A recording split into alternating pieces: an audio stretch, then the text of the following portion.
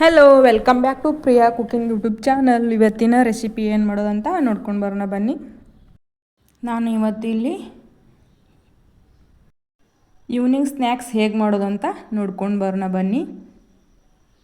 ನಾನು ಇಲ್ಲಿ ಗಿರ್ಮಿಟ್ ಆದರೂ ಅಂದ್ಕೊಳ್ಳಿ, ಇಲ್ಲಾಂದರೆ ಚೂಡಾದರೂ ಅಂದ್ಕೊಳ್ಳಿ, ಫಟ್ ಅಂತ ಬೇಗ ಮಾಡಿಕೊಂಡು ತಿನ್ಬೋದು. ಇದೇನು ಜಾಸ್ತಿ ಟೈಮೇನು ಹಿಡಿಯೋದಿಲ್ಲ.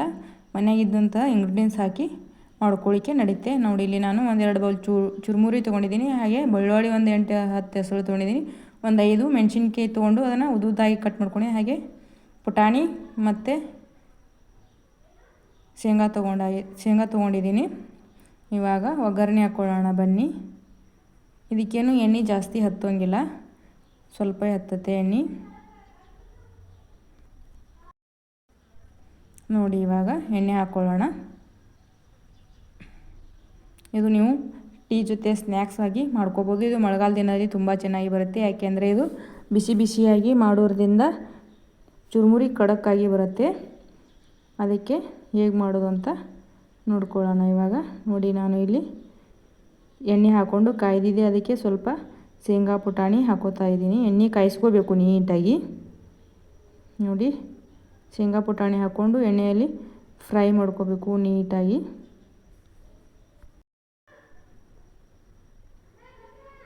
ಈ ಥರ ನೀಟಾಗಿ ಫ್ರೈ ಮಾಡ್ಕೊಳ್ಳಿ ಚೆನ್ನಾಗಿ.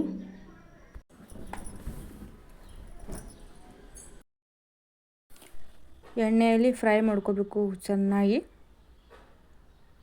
ಹಾಗೆ ಕೈ ಆಡಿಸ್ತಾ ಇರಬೇಕು. ಒಂದು ಕಡೆ ಬಿಟ್ಟರೆ ಅದು ಕರ್ಗೋಗುತ್ತೆ. ಈಗ ನಾನು ಫ್ರೈ ಆಗಿದ ತಕ್ಷಣ ಮೆಣಸಿನ್ಕಾಯಿ ಹಾಕೋತಾ ಇದ್ದೀನಿ.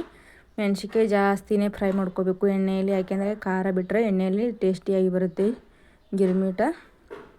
ಈ ಥರ ಫ್ರೈ ಮಾಡ್ಕೋಬೇಕು ನೀಟಾಗಿ.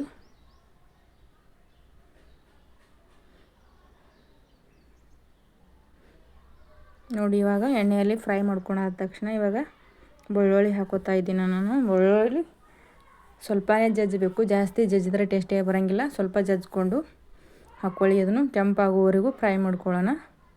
ನಾನು ಇಲ್ಲಿ ಒಗ್ಗರಣೆ ಎಲ್ಲ ಆದಮೇಲೆ ನಾನು ಇಲ್ಲಿ ಇವಾಗ ಸಾಸಿವೆ ಜೀರಿಗೆ ಹಾಕೋತೀನಿ. ಏಕೆಂದರೆ ಮೊದಲಿಗೆ ಹಾಕ್ಕೊಂಡ್ರೆ ಅದು ಸೀದು ಹೋಗುತ್ತೆ. ಅದಕ್ಕೆ ನೋಡಿ, ಇವಾಗ ಎಲ್ಲ ಫ್ರೈ ಆದಮೇಲೆ ಇವಾಗ ನಾನು ಸಾಸಿವೆ ಜೀರಿಗೆ ಹಾಕೋತೀನಿ. ನೋಡಿ ಎಷ್ಟು ಚೆನ್ನಾಗಿ ಫ್ರೈ ಇದೆ. ಬೆಳ್ಳುಳ್ಳಿ ಇನ್ನೊಂದು ಸ್ವಲ್ಪ ಹಸಿ ವಾಸನೆ ಹೋಗೋವರೆಗೂ ಫ್ರೈ ಮಾಡ್ಕೋಬೇಕು. ಇವಾಗ ನೋಡಿ, ನಾನು ಸಾಸಿವೆ ಸ್ವಲ್ಪ ಜೀರಿಗೆ ಹಾಕೋತಾ ಇದ್ದೀನಿ. ಇವೆಲ್ಲ ಫ್ರೈ ಆಗೋವರೆಗೂ ಮೊದಲೇ ಹಾಕ್ಕೊಂಡ್ರೆ ಸೀದು ಹೋಗುತ್ತಲ್ಲ, ಅದಕ್ಕೆ ಇವಾಗ ಲಾಸ್ಟಲ್ಲಿ ಹಾಕೋತಾ ಇದ್ದೀನಿ. ನೋಡಿ ಎಷ್ಟು ಚೆನ್ನಾಗಿ ಬರ್ತಾ ಇದೆ ಅಂತ ಫ್ರೈ ಮಾಡ್ಕೊಂಡಿದ್ದು. ನೋಡಿ, ಮೆಣಸಿನ್ಕಾಯಿ ಚೆನ್ನಾಗಿ ಫ್ರೈ ಆಗಿದೆ ಅಂತ.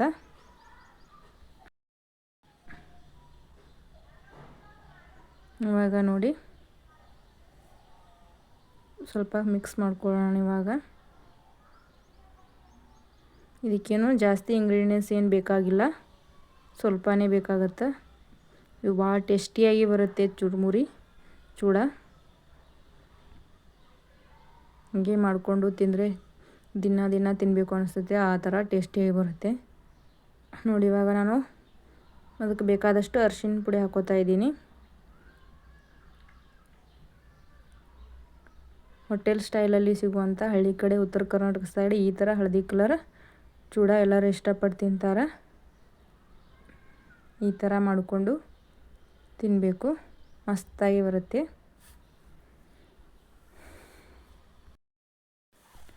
ನೋಡಿ, ಇವಾಗ ಒಗ್ಗರಣೆ ರೆಡಿಯಾಗಿದೆ ಹೇಗೆ ಮಾಡಿದ್ದೇನೆ ಅಂತ.